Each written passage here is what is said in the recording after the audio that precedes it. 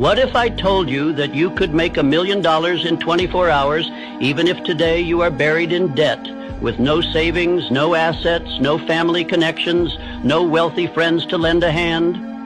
What if I told you that you could cross from poverty into prosperity faster than the clock strikes its next cycle, even if you have failed in business, wasted years drifting, and find yourself now with nothing to show but regret? You would call me extreme. You would laugh in disbelief. You would whisper to yourself, "It cannot be so." But I tell you, I have seen fortunes turn in a single day. I have witnessed wealth rush toward a man as sudden as a storm, while his neighbor waited decades in vain. And I say to you now, it is not chance, it is not accident, it is not luck, it is law. A law hidden from the multitude because they would rather mock than obey. A law the rich will never shout from the rooftops because they know most men will not pay the price of definiteness. You are thinking, how? How could this be? Do not rush. If I were to give you the answer in one word, you would dismiss it as too simple, too unbelievable. That is why I will not hand you the treasure in a sentence. I will walk you into it law by law until your own mind cannot escape the conclusion. By the end of this speech, you will not only believe that great wealth can arrive in 24 hours, you will know why and how. But before I show you, let me place a warning before your eyes.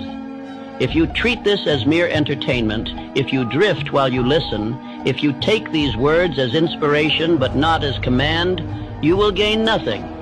You will walk away exactly as you came, poor, doubtful, waiting for someday. This law does not honor the lazy. It bows only to the definite. Think of this. Why does one man remain stuck for 30 years in the same misery, while another secures his fortune in a single day? Why does one man accumulate nothing but bills and disappointment, while another walks into opportunity as though it were prepared for him alone? The difference is not education, not inheritance, not connections. It is something far greater, far more mysterious, and far more available to you than to the men who pretend to be your betters. Frank W. Gonzalez discovered it when he stood in his pulpit and declared, "What I would do if I had $1 million." He had no million, no wealthy allies, no earthly reason to expect that his words would be answered. Yet within 24 hours, the fortune was his. Not because of chance, but because his words carried definiteness, desire, faith, and decision.